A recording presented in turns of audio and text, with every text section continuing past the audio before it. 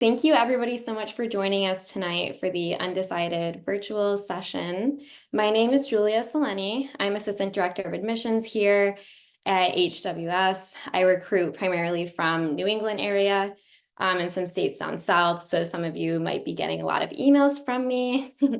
I will be in the chat, so any questions that you have, please feel free to send them in the chat. I'll be monitoring that. And I will send it to Professor DeDennis to kick us off. Hi, everyone. Welcome. I would encourage you to turn your cameras on if you feel comfortable, so we feel like we're more in community with one another. But if you choose not to, I understand that completely. I am accustomed to looking at black boxes on the Zoom screen. So if that's what you'd like to be, that's fine. My name, as Julia said, is Professor Christine DeDennis. I have taught at the colleges for 25 years. I am currently the chair of the chemistry department. I am also the director of the First Generation Initiative on campus. I'm the William Smith Athletics basketball faculty fellow. I am the Posse 8 mentor, and I am also the proud parent of a 2022 graduate. So I've been at the colleges a while. I know the colleges in many different ways, both as a parent, but also as a faculty member. And today, what I'm going to talk to you about is what do you do if you're planning to go to college and you don't really know what you want to do? So you're undecided. So I'm going to share my screen here and just give you a little glimpse into what we have for you at HWS. So again, this is a little harder. I can see some of your faces, but if I can't, just in your own little space, if you know exactly what you're going to do after you graduate from college, raise your hand. All right. If you're 100% sure. All right. So I'm looking at whoever I see on the screen. I see no hands raised. And for that, I want to say congratulations. Right? You shouldn't know. You should not know 100% what you want to do yet because you have a lot of opportunities and a lot of different things to explore when you go to college. So if we think about HWS as an institution, we have a lot of things that you have to do. And then we have way, way more things that you can choose to do. So in order to graduate with a diploma, what do you need to do? You need 32 credits. So here at the colleges, every course you take is a credit. That is equivalent to what would be deemed 4 credit hours at most other institutions. You need to have an overall GPA of a 2.0. You need a major and a minor, or you may choose to do 2 majors. We have 6 different aspirational goals that you need to complete. These are in the areas of scientific inquiry, quantitative reasoning, the experience being the key word of a fine or performing art. So you actually need to do it and you can't just read or think about it. There's ethical judgment and reasoning. We have a goal around race, class, and gender. And we finally have our final goal about understanding the multiplicity of world cultures. In addition to those 6 aspirational goals, every major has 2 primary goals which address both critical thinking and communication. So communication could be in the form of writing, it could be in the form of oral expression, it could be in the form of both of those. Right? How do you think and communicate in the discipline that you are hoping to be a major in? What might you do? Well, this is the fun part of HWS. You are encouraged here to explore and try new things. You're encouraged as well to collaborate with faculty. So one of the things that I absolutely love doing is working with students. I work with students in my office when they come for help on my class. I work with students who are trying to form new clubs, right? I have one of my Posse students who came in 4 years ago, said, do you have a skateboard club? I said, nope, I want to start one. I said, great, let's do it. We now have a skateboard club. It is very vibrant. I think he told me a few weeks ago it has about 40 different members. So that's nice and fun. I'm working with some students right now who are interested in thinking about a learning to cook club. So lots of different things. You will explore those, you will try them. Some of them you will like and some of them you will not. We have a wonderful kinetic dance company, which is a student-run club. Every year they have a big dance performance. That includes predominantly students, but sometimes faculty and staff. And so 5 years ago, I think, I had a student say, Professor DeDennis, I need you to dance. And I said, absolutely. I'm terrible. Absolutely terrible. I did it anyway. Students asked, so I participated. My daughter was at the colleges at the time, quite surprised that I was up on stage at the Smith Opera House. But I will tell you, for me, it was one of those one and dones. I did it, I tried it, I experienced it, and I said, I'm good. So the next time a student asks, I'll say, thank you so much, but I've already been there, done that, and I'm going to politely decline, right? You also can engage in community service. So this is a big one at HWS. We are very driven to have service within our community on campus, but also within the larger Geneva community.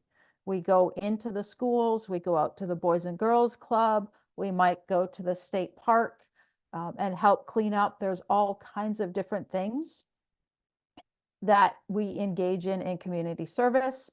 And I would say probably a good 75% of our students are doing some kind of service every year on campus. You should think about studying abroad for a semester. Over 60% of our students do study abroad. Some of those programs you will go on your own to a place. So I had a student, an advisee, who just went to Perth, Australia. There's only 3 students from the colleges who went last semester. And you are enrolled in classes with students from Australia and figuring out, what you're exploring together.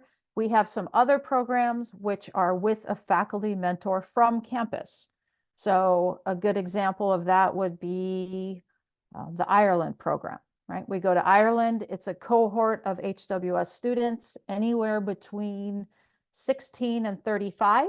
Depending on the size, you'll go with 1 or 2 faculty members from HWS, and you tend to take college classes, but only with that cohort because you're traveling together. And sometimes you're a little bit slightly off from what the institution you're studying at is doing with their own students. But most importantly, I would say to you, this is a place to find and pursue your passions, right? There are a lot of things to do, a lot of things to try, some of which you've never, ever experienced before. And that kind of leads me into what exactly do we have? How many majors do we have? How many minors do we have? So we have 48 majors. I just did a count at about 5:30 this afternoon, and 63 minors. So many options. And if you don't like any of those, you can create your own major because we have something called an individual major. One of the things I will share with you, I have 2 daughters, right? I told you I had one who went to William Smith College. I have another who went to a different liberal arts college. And myself and my partner, when our kids went off to college, we both had a little bet, and we said, we know exactly what they're going to major and minor in, right? 2 kids, 2 parents. We went 0 for 8. Did not get a single major or minor choice right. Because what happened was both of our daughters went to college and they found something they had never taken in high school. And when they found that thing, they said, oh, this is really cool. I want to take another class. And so they continued with those classes and found majors and minors. One double majored, one majored and minored in things that we had no idea they were even interested in. My older daughter went off and came home and said, I'm going to be an architecture major. And I looked at her and I said, I didn't know you could draw, because she had never, ever, all the way through high school, drawn a single thing in our house. But yet she had taken an art class, loved it, and then transitioned into architecture. So lots of things you may have heard of, the typical, the biology, chemistry, English, history. Okay. But did you know we have arts and education? We have women's studies. We have GSIJ studies, right? Which is gender, sexuality, and intersectional studies. We have entrepreneurial studies, right?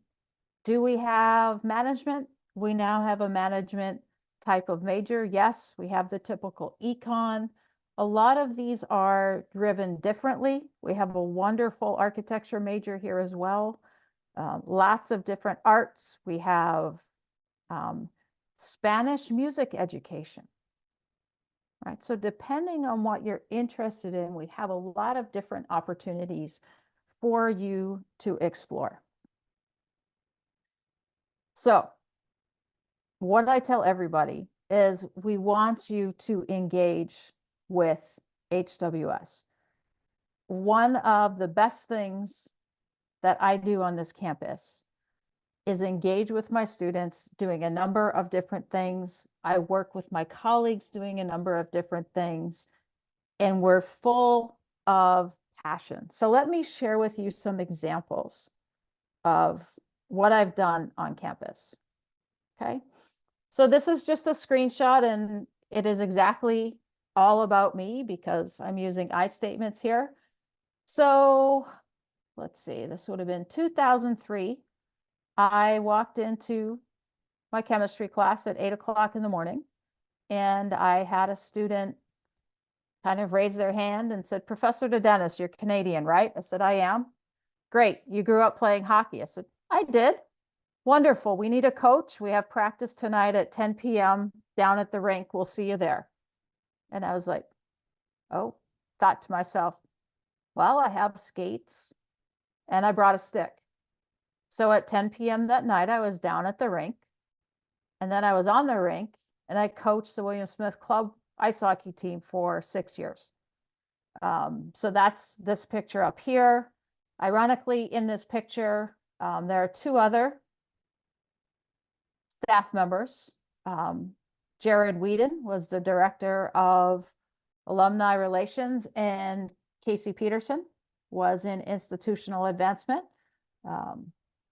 Jared is still at the college. Casey has left the colleges, but on this hockey team here, we had a number of students who ended up working in admissions and, ironically, institutional advancement once they graduated. And now they've moved on to other things. You heard me say that I am the basketball faculty fellow for the William Smith basketball team. So I go to practice, I go to games, I support the students outside of class, just kind of having them come and hang out in my office. I like to bake for students, so I always have snacks and treats that they'll come by just to say hello and get some kind of goodie. But in addition to that, as a chemist, I have opportunities to teach things outside of what I would normally do. So down here, I have taught a forensic science course, and the last time I taught it was in the summer of 2022, I guess, but I don't teach that from the hardcore chemistry experimentation perspective. We talk a little bit about that, but we also talk about how forensic science is in movies, right? How is it represented in a courtroom? How is it represented in literature, right? So we might watch things like CSI, we might watch Dexter, Forensic Files. The first forensic science television show was called Quincy. And while it was wonderful in its many forms of bringing forensics to the forefront, absolutely terrible in many other ways, right? There's all kinds of ways we pick apart the show. based on the way individuals are treated, based on, what kind of discrimination do we see? And my students are often like, look at all those people smoking. I'm like, well, it was like 1960 something, right? Times were different. So there's ways to pick apart a movie or a television show, looking at a topic you're interested in, but then learning about other things they've done. One of the other things I have taught about is the Olympics. So I am a self-proclaimed Olympics junkie. My family knows full well that when the Olympics are on, I get up in the morning, I watch the Olympics on television, I go to work, and when I come home from work, I'm watching the Olympics on television. Depending on what time of year it is, if it's the summertime, I'm probably watching the Olympics in my office too, right? So I don't have any kind of degree in the Olympics or what it's all about, but our first year seminar program is a wonderful opportunity where we get to teach about a subject we are passionate about and learn with the students about that subject. Up in the corner, there is a Radium Girls poster. So one of my colleagues, Chris Woodworth, put on a play in 2014.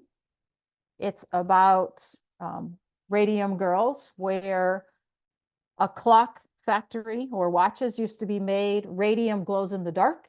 And so they would touch up the watch faces. And that's how, if you have an old fashioned watch, you might know that the faces can glow. But radium is really, really harmful to one's body and can do terrible things. And so they put a play on about that. And then she had me come in and do a pre-play lecture talk on Radium Girls and how it affected society at the time. Okay, so all of these things gave me an opportunity to engage with the campus community outside of me walking into the classroom and teaching chemistry, right? It's been absolutely wonderful. And I am, what I would say is I'm not unique, right? I am kind of normal in the way many faculty interact with students and staff on campus as well. So I'm going to stop there for a second and leave this open for questions, because I fully recognize that you may have a lot of things on your minds, and I want to answer whatever you're thinking about. So we'll open the floor up to any questions you might have.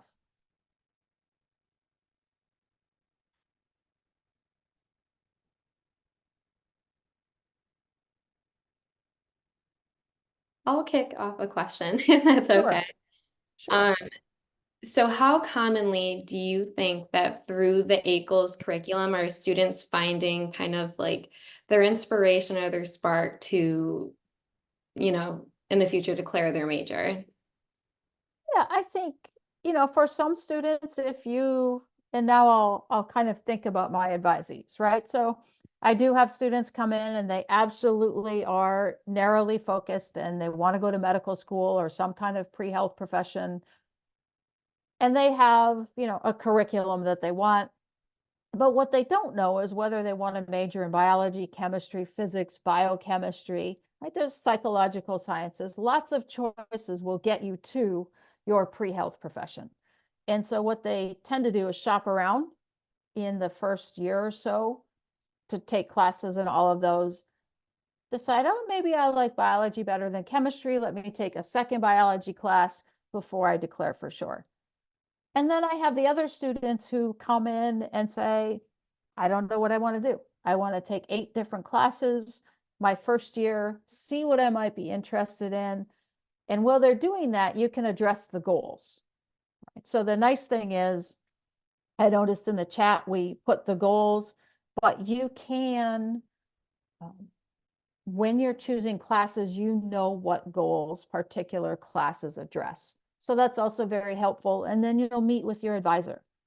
All right, we're actually in advising right now, and we just started registration. So I've been having a lot of conversations with my advisees but also first-year students who I have taught this year. I've taught 3 introductory classes this year.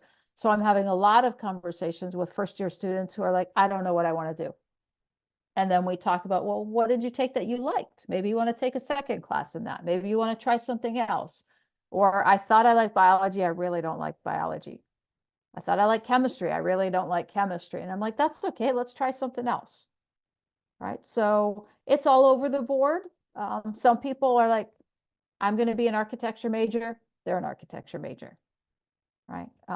But a lot of students really don't know, and they kind of try something new when they get here. Thank you. You're We welcome. do have a question. Looks like a couple questions in the chat, and I do want to encourage everybody else, if you have a question, feel free to send it in the chat and I'll read it. So one of our questions here is asking, do most students choose to study abroad alone? Um, you know, it depends. Really, for a lot of students, it depends on where you want to go, right? So we have a number of different programs, and you will know when you're looking that some of those programs you are going by yourself in a very small, it might be 1, 2, or 3 students. And some of those programs are faculty directed with an HWS faculty member. I would say we have maybe about 30% of our students will go on the programs on their own. But I will also tell you that most of them are still interacting with their advisor, right? When my students are abroad in South Korea or they're abroad in Copenhagen, we have this wonderful technology called Zoom. I advise, or I get on Zoom with them from wherever they are, and we have conversations, right? So we're still interacting with one another. And then we have a question, heard from a provost, there is a BS and I think a MS or MPH 3+2 or 4+1 program. Is there a status update to this? And if there is an MPH opportunity, could it be for research other than only epi and stats for med school path? Um, I do not have an update on that. There is not a Master's of Public Health yet. We have a health professions minor. We also have a public health minor. But we do have a number of students who do research across the board and then go off to medical school. Right. I have a student who's just completing honors right now. She was thinking of medical school, but has now decided she wants to go to nursing school. Of my 4, well, that's not true. Yeah, 4 graduating seniors this year in chemistry and biochemistry. 3 of them are pursuing medical school. And they have all done research within our department for the biochemistry major, and it has been all over the place. So there are lots of opportunities for research. Many of those students have the opportunity to do research after their first year on campus.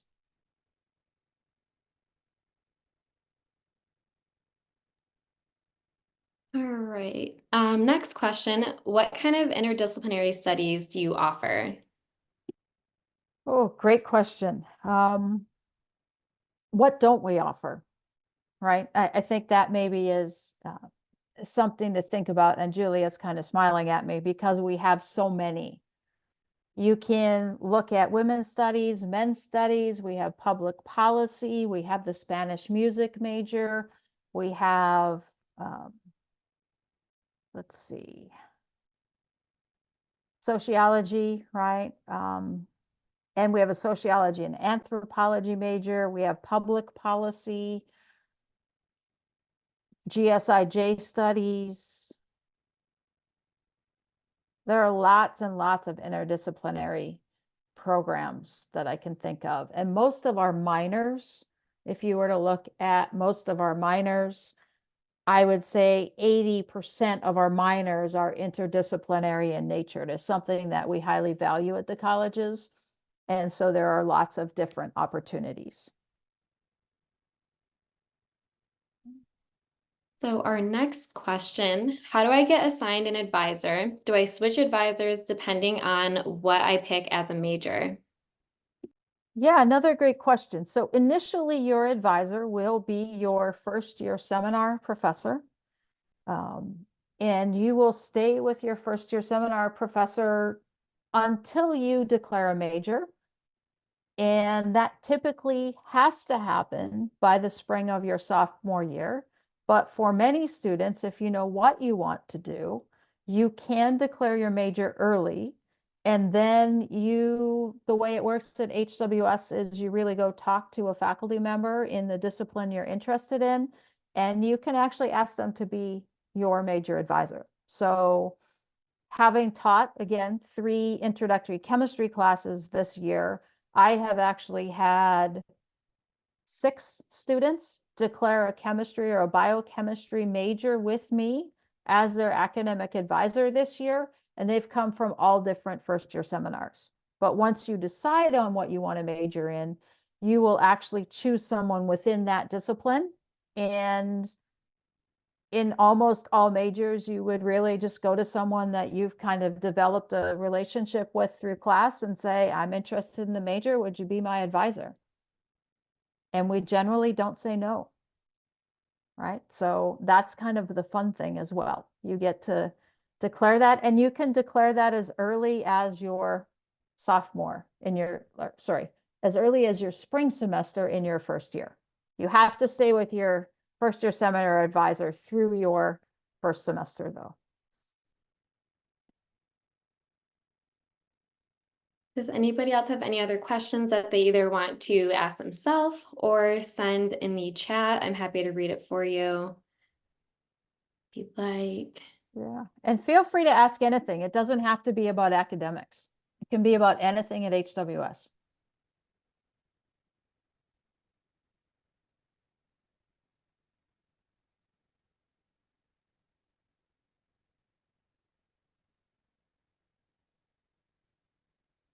We have a question.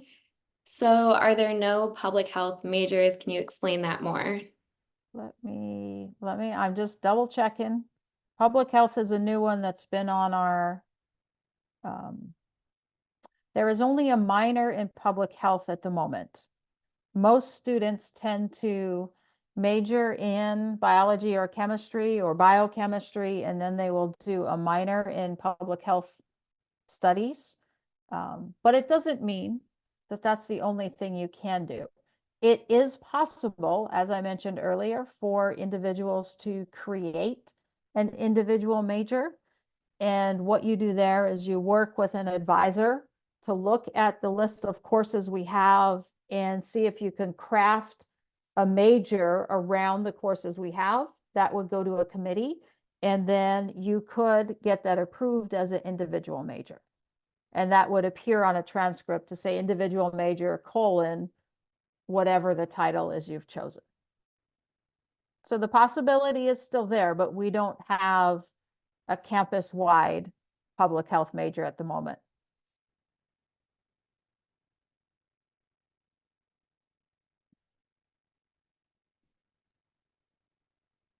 Any other questions that we're wondering about?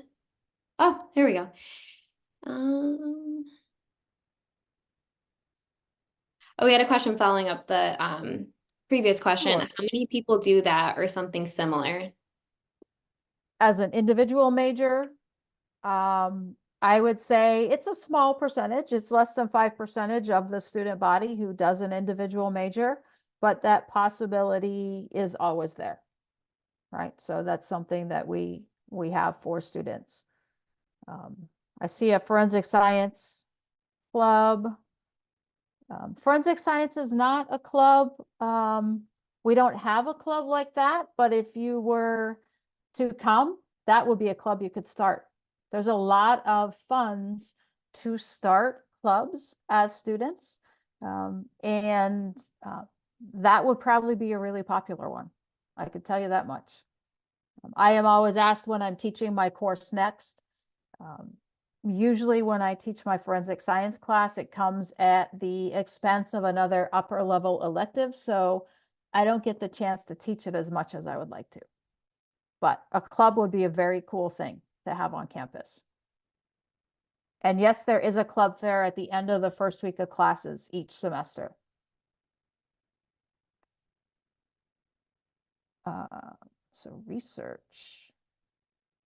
Research can be done for course credit during the academic year. It can be done for a half a course credit, or it can be done for a full course credit. It can also be done in the summer. So our summer research program is actually pretty robust. Students earn $600 a week. They get free housing and free food. It's a good gig, right? And it's a pretty robust program. This year, I think the number is somewhere up around 85 students that are doing summer research on campus. And every Friday we have Friday donuts. So Friday mornings at 10 a.m. if you're doing summer research, it happens to be in the science mini quad, but it's for everybody doing summer research, faculty and students. And we kind of just get together and talk about how our research programs are going and what people are doing, and we enjoy some donuts. So you can do it to be paid, or you can do it for credit. Both are options.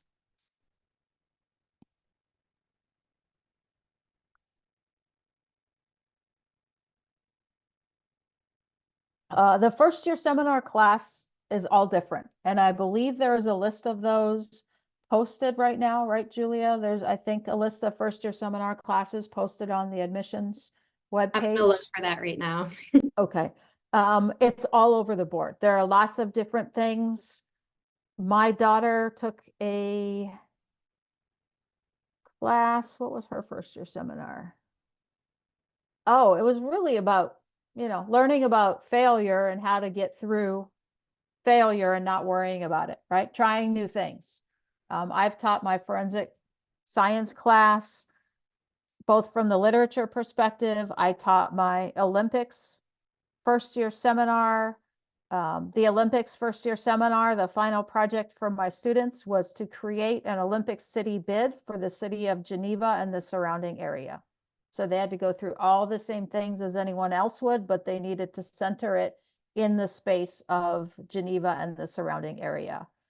Other students might take something on, what is religion, right? And they talk about what different kinds of religion there are. There are first year seminars on movement studies where you're kind of learning about how to move your body, a little bit of dance, not so much dance. Really anything faculty can think of. There's all kinds of interesting ones, and I see that Julia has dropped some of them in the chat for you to look at. So what kind of class is forensic science, and do you get to choose? Okay, lots of questions. So I have two. My forensic science class has been a first year seminar. It has also been a course for non-majors at the 100 level. And then it is an elective for chemistry majors at the higher level where there's some prerequisite coursework. So it's all different. They're all different levels I've taught it at. In terms of choosing summer research, that's a great question because we have just changed the way we're doing it. So there is the typical, a faculty member will say, this is the kind of research I'm doing this summer. I am looking for students who have, if I'm doing chemistry summer research, I'll say, this is my blurb about what I'm doing. You have to have completed 1 year of chemistry. And these are my dates that I'm working. And I might even put in there, I have the ability to hire 2 to 4 students or whatever it is. This summer, I'm not doing chemistry research, but as the director of the First Generation Initiative, I actually have 2 research students working with me, creating a new alum database and helping me work on programming for next academic year, right? And they're getting paid to do that as summer research students as well. You do not have to pick based on your major and or your minor.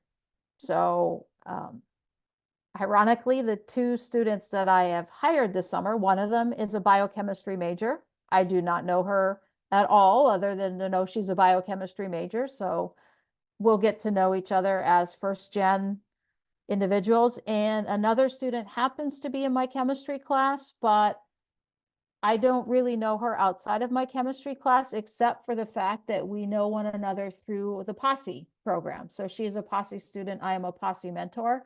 And again, we'll get to know one another in a different way working together this summer.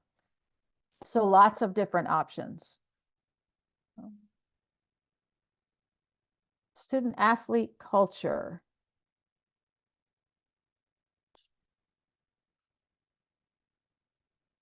I would say that we have a pretty good student athlete culture. We have faculty who are understanding of what's going on. We also have coaches, and we really do, every single team on campus has a faculty athletic fellow, right? And so that academic athletic connection has been really useful, right? So I have helped lots of students, not just the ones in basketball.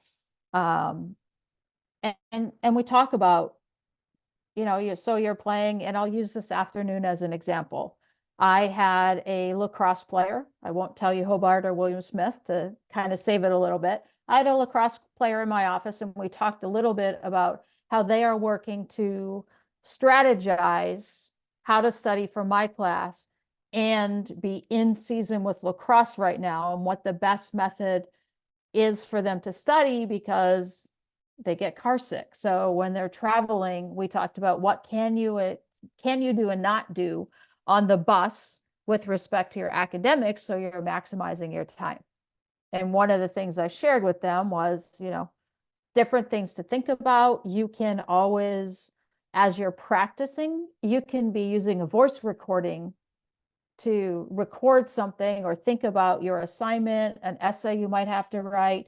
Use voice recording on your phone and say, these are the ideas I'm thinking about. And then that way, when you sit down to write it, you have all these thoughts that you didn't kind of waste your time, right? Yeah, so what we do, we really, really help student athletes. I have a number of student athlete advisees. We have a program called Teaching Fellows, where these are upper class students who help in the evenings other students within their discipline. Right now, we have 4 chemistry teaching fellows for introductory chemistry, and all 4 of them are student athletes, some in season, some out of season right now. But they find the way to balance their academic and athletics, and they're really good role models for those students that come and interact with them. Study abroad programs we have something called short-term study abroad programs. So those would happen in Maymester, right after the spring semester, or they might happen between the fall and spring semesters, and those are 3-week programs. And then our normal study abroad program is a whole semester. So you would be gone from the colleges for a semester. However, and this I think is a really important one, your tuition covers your study abroad program. So that's a really nice one. When my daughter studied abroad, she studied abroad in Copenhagen. She signed up for study abroad in Copenhagen in no different way than she signed up to take classes at college when she was living on campus. If studying in the sciences, can this continue in the study abroad? Depending on what your major is, yes. It is difficult if you are in chemistry or biochemistry to be able to take a course when you are abroad. But what we do is we make sure we plan accordingly, so that before you go abroad, you might have to take an extra course one semester. And then we plan for you to go abroad and focus on maybe your second major or your minor or your goals, so that we kind of plan ahead, and everything when you come back is in line. I did drop my email in the chat. So if any of you, haven't had a question or don't want to share a question in this setting, please feel free to send me an email. All I ask is you kind of just let me know, Zoom chat question, so I know where your email is coming from, and I would be happy to answer any questions you have. If any of you are going to be on campus on April 20th for the open house, I'll also be doing this session in a longer version, but also be at the academic fair later in the day as well. I also dropped my email in there as well. As I said before, I work in the admissions office, so any questions you guys have, please feel free to reach out to the admissions office as well. We're always happy to connect and provide additional information for you guys. Do we have any other questions that we want to get out before we conclude? It absolutely can. So through the Finger Lakes Institute, it might be something where you're working on the lake. You could be working with a different faculty member in biology where they're out on the lake, or geosciences where they're out on the lake. So we have a lot of faculty. We do a lot of work around, on the lake and the surrounding water. Yes, there's lots of opportunity. You have our emails, so if anything comes up, please feel free to reach out anytime. I want to thank Professor DeDennis for your time tonight. Really appreciate it. And thank you to all of our prospective students as well for signing on tonight. Please reach out anytime. Like I said, always happy to talk and connect. And I hope everybody has a really lovely night.